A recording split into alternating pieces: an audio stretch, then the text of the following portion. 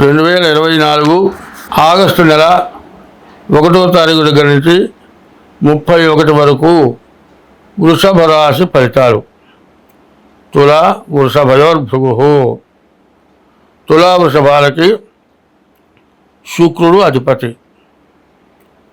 ఆ శుక్రుడు పంచమంలో బాగున్నాడు. ఒక రాహు బాగున్నాడు. మిగతా ఏ గ్రహాలు కూడా బాగాలేవు. ఈ వృషభ రాశి చాలా క్రిటికల్గా ఉంది. ఈ రాశికి 9 గ్రహాల్లో 1 శని, 2 గురువు, 3 కుజుడు, 4 బుధుడు, 5 రవి, 7 కేతువు. అంటే 6 గ్రహాలు బాగాలేవు. 7 గ్రహాలు బాగాలేవు.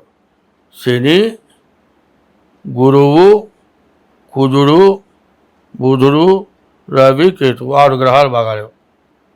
బాగున్నటువంటి గ్రహాలు ఏమిటాయంటే రాహువు, శుక్రుడు. 8 గ్రహాల్లో 6 గ్రహాలు బాగాలేవు. 2 గ్రహాలే బాగున్నాయి. రాహు ఒకడు, శుక్రుడు ఒకడు బాగున్నాడు. ఈ రాహు వల్ల వచ్చేది ఏమిటయా ప్రయోజనం అంటే, మీకు ఇదివరకు ఎప్పటి నుంచైనా రావాల్సిన డబ్బులు ఉండేటట్లయితే ఆ డబ్బులు ఖచ్చితంగా మీకు వస్తాయి. ఎప్పటి నుంచో ఎవరికో ఇచ్చో, ఏదైనా లిటిగేషన్లో పడో, ఇక రావు అని ఆశలుకున్నవి ఏమైనా ఉంటే అవి మాత్రం ఈ వృషభ రాశి వారికి రావటానికి బాగా అవకాశం కనపడుతోంది. రాహు ఏకాదశంలో ఉన్నాడు.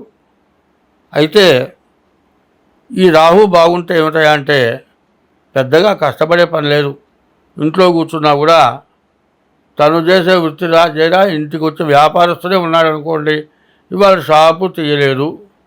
కానీ షాపుకి కాదు, షాపు చేయకపోతే ఇంటికి వచ్చి అయినా సరే కొట్టు తాళం తీసి కొనుక్కొని వెళ్తాడు. మామూలుగా అయితే ఏమవుతుంది, ఈయన కొట్టు తీయలేవా ఇంకో కొట్టు కొనుక్కుందాం అనుకుంటాడు. అట్లా జరగదు. అంటే రాహు అట్టా ఉన్నాడు, ఆ పక్క కొట్టువాడు అనుకుంటాడు, ఒరే ఇక్కడికి వచ్చాడు, కొట్టు చూశాడు, తాళం పెట్టింది, నేను పిలిస్తే కూడా పలకుండా పోయినాడు, పోయి వాడిని పిలుచుకొచ్చుకొని కొనుక్కున్నాడు, వాడు రాహు అట్టా ఉందిరా, మన దరిద్రం ఇట్టా ఉందనుకుంటారు. రాహు బాగుంటే అట్లా అనుకోకుండా ఇంట్లో కూర్చున్నా కూడా ఆదాయం వస్తుంది. శుక్రుడు బాగున్నాడు. శుక్రుడు బాగుంటే భార్య వల్ల, ఇంటి వల్ల అన్ని విధాలు కూడా బాగుంటుంది. రాహువు సహకరిస్తాడు, శుక్రుడు సహకరిస్తాడు. ఇల్లు కొనుక్కోవాలన్నా, ఇంటి రిపేర్లున్నా, ఇంటికి సంబంధించినటువంటి వస్తువులు ఏవైనా కొనుక్కోవాలనుకున్నా అన్నీ కూడా బాగా ఉపయోగపడతాయి. కాబట్టి రాహువు, శుక్రుడు ఇద్దరే బాగున్నారు. బాగుండనటువంటి గ్రహాలు శని, గురువు, కుజుడు, బుధుడు, రవి, కేతువు. ఇన్ని గ్రహాలు బాగాలేవు. ఈ గ్రహాలకు ఏం చేయాలి? శనికి 19,000 జపం చేయించుకొని నల్ల నువ్వులు దానం ఇవ్వాలి. తర్వాత గురువుకు 16,000 జపం చేయించుకొని శనగలు దానం ఇవ్వాలి. కుజుడికి 7,000 జపం చేయించుకొని కందులు దానం ఇవ్వాలి. బుధుడికి 17,000 జపం చేయించుకొని పెసలు దానం ఇవ్వాలి. రవికి 6,000 జపం చేయించుకొని గోధుమలు దానం ఇవ్వాలి. కేతువుకి 7,000 జపం చేయించుకొని ఉలవలు దానం ఇవ్వాలి. అయ్యో 9 గ్రహాల్లో 6 గ్రహాలు చెబుతున్నాడు, ఏంటి మన పరిస్థితి అని ఆలోచించడం కాదు చేయాల్సింది. అవసరం వచ్చినప్పుడు దానికి తగిన చర్య తీసుకోవాలి. ఇప్పుడు కాలికి దెబ్బ తగిలింది, గోరు కదిలింది కదా అని వదిలేసి ఊరుకుందామా? దానికి వైద్యం చేస్తే ఏమీ లేదు. వైద్యం చేయించకపోతే గోరు పుండు బ్రహ్మరాక్షసిట. ఆ గోరు కదిలింది సెప్టిక్ అయి వేలు తీసే పరిస్థితి వస్తుంది. కాబట్టి ఈ బాగుండని గ్రహాలని గురించి ఆలోచించి మీ డేట్ ఆఫ్ బర్త్ ద్వారా మీ జాతకం చెప్పించుకోండి. మీ జాతకం అన్ని విధాలా బాగుంటుంది. కాబట్టి ముందు ఈ రాశి వాళ్ళు ఎంత జాగ్రత్త పడితే అంత మంచిది. ఏమంటే మాకు డేట్ ఆఫ్ బర్త్ లేదు అంటే, డేట్ ఆఫ్ బర్త్ లేని వాళ్ళు ఏం చేయాలి? హస్త సాముద్రిక ద్వారా కూడా మీ జాతకం చెప్పడం జరుగుతుంది. కాబట్టి ఈ రాశి వాళ్ళు జాగ్రత్తగా మీ జాతకం చూపించుకొని మీకున్నటువంటి దోషాలను పోగొట్టుకొని మీరు శాంతి చేయించుకుంటే మీరు అన్ని విధాలా బాగుంటారు. అయితే ఈ రాశి వాళ్ళ పరిస్థితి ఏమిటంటే ఎప్పటి నుంచో సంపాదించింది ఇప్పుడు పోగొట్టుకునే పరిస్థితి కనపడుతుంది. ఇప్పుడు వాటి సంపాదన లేకపోతే ఇంతకుముందు పోగొట్టుకుంటే ఎట్లా? ఉన్నది బాయ, సంపాదించుకునేది లేకపాయ, అసలు దరిద్రం పట్టా.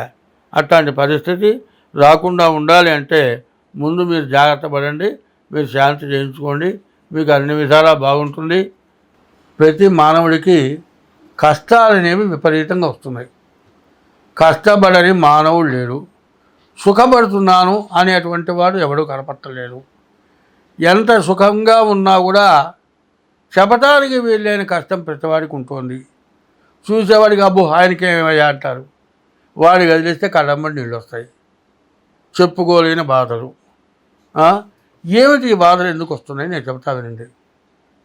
ఒకప్పుడు ఒక రాజుగారు, ఒక చక్రవర్తి ఎంతో గొప్ప పరిపాలన చేశాడు. ఆయన చేసినటువంటి పరిపాలన ఎవరూ చేయలేదు. రామచంద్రమూర్తి కంటే ఎక్కువ మంచి పరిపాలన చేశాడు. ఆయన మరణించాడు. తర్వాత కొడుకు ఆ రాజ్యాన్ని పరిపాలన చేస్తున్నాడు. రాజుగారు ఏం చేశాడు? అందరూ బతకడానికి ఎవరు దొంగని కూడా క్షమించి దొంగతనం చేయకుండా మానుకున్నట్టుగా ఏర్పాటు చేశాడు. వాడికి బతుకుదెరువు మార్గం చూపించాడు. దొంగ ఎప్పుడు దొంగతనం చేస్తాడంటే దానికి వాడు అవసరం తీరకపోతే దొంగతనం చేస్తాడు. అన్నం దొరక్కపోతే అన్నం కోసం దొంగతనం చేస్తే తప్పు లేదుగా.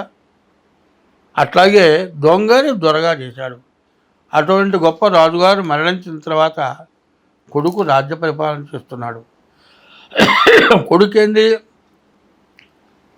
గొప్ప వ్యభిచారి, ధనాశాపరుడు, పరమ నీచుడు, కనబడ్డ స్త్రీని వదిలిపెట్టేవాడు కాదు. సంవత్సరానికి 10 సార్లు పన్నుల వసూలు చేస్తాడు. ప్రజలకి రోత పుట్టించాడు. శత్రురాజులు వచ్చారు, యుద్ధం చేశారు, రాజ్యాన్ని గెలుచుకున్నారు. తండ్రి ఏమో స్వర్గాన్ని పొందాడు, కొడుకు నీచమైన పనులు చేస్తున్నాడు. చివరికి పరాజులు యుద్ధం చేశారు, గెలిచారు. రాజ్యం కోల్పోయిన దాకా ఈ కొడుక్కి సంతానం లేదు. అడవిలో కందమూలాలు తింటూ మొగుడు పెళ్ళడం బతికేటువంటి టైంలో వాడికి 2 ఆడపిల్లలు పుట్టారు. ఆ 2 ఆడపిల్లలు కూడా చాలా గొప్ప అందగత్తెలు. రాజులు ఎప్పుడు కూడా వేటకు వస్తారు. ఒక రాజుగారు వేటకు వచ్చి, అయ్యా నీ పిల్ల బాగుంది, నాకు ఇస్తావా, నేను పెళ్లి చేసుకుంటా అన్నాడు. నాకెంత నేను అడిగినంత డబ్బు ఇస్తావా, నా పిల్లని ఇస్తా అన్నాడు. వాడు ఎంతో అడిగాడు, మితి మీరు అడిగాడు. అడిగినంత డబ్బు ఇచ్చి ఆ పిల్లని తీసుకెళ్ళిపోయినాడు. అప్పుడు ఈ రాజుగారు తండ్రి స్వర్గంలో ఉన్నవాడు యమలోకానికి వచ్చాడు. ఏమిటా ఇట్లా యమలోకంలోకి వచ్చి నా గతి ఏంటా ఎట్లా చేశావంటే, నీ కొడుకు చేసిన పాపం నీకు ఇట్లా చుట్టుకుందయ్యా. నేనేం చేయలేదు. పుణ్యం చేసిన వాళ్ళకి స్వర్గం, పాపం చేసిన వాళ్ళకి నరకం. నీ కొడుకు చేసిన పాపం నువ్వు అనుభవించాల్సిందే అన్నాడు. అప్పుడు ఏంటి నాకు ఇక మార్గం లేదా అంటే, నీకొక వెలుగు రూపం ఇస్తాను, నీ కొడుకు పోయి చెప్పమన్నాడు.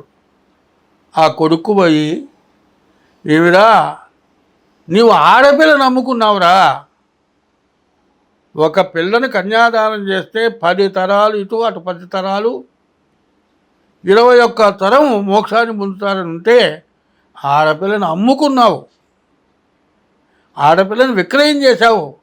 దశపూర్వేషాం దశాపరేషాం మధ్వంశానాం, 10 పిల్ల తరపు పిల్ల తండ్రి తరపు మోక్షాన్ని పొందుతారన్నటువంటి పిల్లని అమ్ముకున్నావురా. అందుకు నాకే కర్మ పెట్టిందిరా, నన్ను స్వర్గానికి పంపించరా అని అడిగితే, 2వ పిల్లకి కన్యాదానం చేసి వివాహం చేస్తే ఆ రాజుగారు మోక్షానికి పోయినాడు. అది ఒక పెద్ద పాపం. 2, ఇవాళ తల్లిదండ్రులకు అన్నం పెట్టటంలే. ఎందుకయ్యా అంటే, విదేశాల్లో ఉంటేనేమో చూడటానికి వాళ్ళకి అవకాశం లేదు. స్వదేశంలో ఉన్న వాళ్ళకి పుట్టిన పిల్లని యూకేజీలో పెడితే యూకేజీలో చేరిస్తే 60,000 70,000. వీళ్ళ సంపాదన వీళ్ళ పిల్లల్ని చదివించడానికి చాలక మేము అన్నం పోతున్నాం అంటున్నారు. మరి మిమ్మల్ని ఎట్టా పెంచితే మీరు పెళ్లి చేసుకొని పిల్లల్ని కన్నారు, మీరు తల్లిదండ్రులకు అన్నం పెట్టలే, అదొక పెద్ద పాపం. మరి తల్లిదండ్రులని ఇబ్బంది పెట్టడం, భార్యని ఇబ్బంది పెట్టడం, భార్య తరఫు వాళ్ళని ఇబ్బంది పెట్టడం, వాడు ఏమీ తేలేదని వేధించడం, ఆడ మనిషిని కొట్టడం చాలా దోషం. స్త్రీ హింస, శిశు హింస చాలా దోషం. భ్రూణ హింస, గర్భిణీలు తీసేయడం ఒక దోషం. గర్భవతి అయినటువంటి స్త్రీని కాలుతో తంతే గర్భస్రావం జరిగితే అది పెద్ద దోషం. ఇటువంటి తెలియని దోషాలు, తెలియకుండా చేస్తున్న దోషాలు అనేకం ఉన్నాయి. మన హిందూ ధర్మంలో ఏం చెప్పారు? అందరూ దైవస్వరూపులే, జీవాత్మ పరమాత్మ అన్నారు. ప్రతి జీవరాశిలో పరమాత్మ ఉన్నాడు. మనం ఏం చేస్తున్నాం? సింహాన్ని పూజిస్తున్నాం, పులిని పూజిస్తున్నాం, సర్పాన్ని పూజిస్తున్నాం, పుట్టను పూజిస్తున్నాం, చెట్టును పూజిస్తున్నాం, మనిషిని పూజిస్తున్నాం, కొండని పూజిస్తున్నాం. అన్నీ కూడా దైవస్వరూపాలను పూజిస్తున్నాం. హిందూ మతం అనాది మతం. ఈ అనాది మతంలో చెప్పినవన్నీ మంచే. ఎవరు మనకు ఏ మతం కూడా మనకు శత్రుత్వం లేదు. అయితే మనం చేసే పాపాలు మనల్ని వేధిస్తూ ఉన్నాయి. కాబట్టి తల్లిదండ్రులకు అన్నం పెట్టకపోయినా దోషమే. సరే, తల్లిదండ్రులకి అన్నం పెట్టామండి, వాళ్ళు మరణించిన తర్వాత ఉత్తర క్రియలు కర్మ చేయాలి. అదైన తర్వాత ప్రతి సంవత్సరం ఆ పోయిన తిథి రోజు తద్దినం అనేది పెట్టాలి. అది ఒక సంవత్సరం వాళ్ళకు ఒక రోజు కింద లెక్క. ఆ తద్దినాలు పెట్టకపోవటం అది పితృదోషం, కాలసర్ప దోషం. కాలసర్ప దోషం ఏంటి? తను వివాహం చేసుకొని ఇంకొక వ్యక్తికి వివాహమైనటువంటి ఆడమనిషిని, పిల్లలు గల స్త్రీని చెడగొట్టి ఆ మనిషితో వ్యభిచారం చేసి భార్యాభర్తలకి కర్ణ సంతానానికి సంబంధం లేకుండా నీకు భార్య ఉండగా పరస్త్రీ వ్యామోహంతో ఆ పరస్త్రీని తీసుకురావటం, ఆ పిల్లల ఉసురు, భర్త ఉసురు నీవు తగులుతుందా? ఆ పాపం చుట్టుకుంటుందా? ఇటువంటి పాపాలు ఏమన్నా ఆలోచిస్తున్నారా? అందుకే ధర్మశాస్త్రంలో చెబుతారు, ఉన్నది పోయింది, ఉంచుకున్నది పోయిందిట.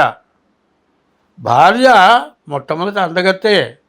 ఇద్దరు పిల్లలు పుట్టిన తర్వాత ఆమె శక్తి హీనత అయిపోయేప్పటికీ అన్నం తగ్గితే అందగత్తెకి పాల్పడుతున్నాడు. అది పెద్ద దోషం. పరస్త్రీ వ్యామోహం అంటే అది తప్పు. తర్వాత పిల్లలను తల్లిని తీసుకొస్తే పిల్లలు అనాథలైపోయి వాళ్ళ ఉసురు కొట్టి ఇట్లాంటి దోషాలు, అనేక దోషాలు ఉన్నాయి. ఈ దోషాలు పోవాలి అంటే మహారుద్రం అని ఉంది. ఆ మహారుద్రం అనేది మేము చేస్తాం. అది చాలా ఖర్చుతో కూడుకున్నది. అటువంటి మహారుద్రంలో మీ జాతకంలో ఎటువంటి బాధలు ఉన్నా పోతాయి. ఆ మహారుద్రంలో మీరు కలిసి మీ గోత్రనామాలతో చేయించుకోండి. అది చేస్తే మీకు సమస్యలు పోతాయి. కాలసర్ప దోషం ఉంది. రాహుకేతువుల మధ్యలో గ్రహాలు పడ్డాయి.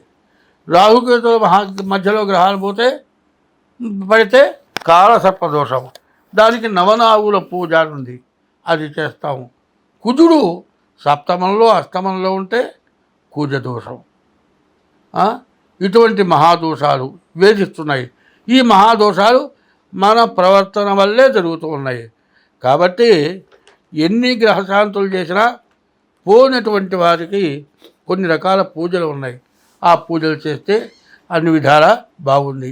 మనం సత్యనారాయణ స్వామి వ్రతం చేస్తూ ఉన్నాం. దాదాపు హిందువుల్లో సత్యనారాయణ స్వామి వ్రతం చేయని వాళ్ళు లేరు. ఈ వ్రతం ఎక్కడి నుంచి చేశారు?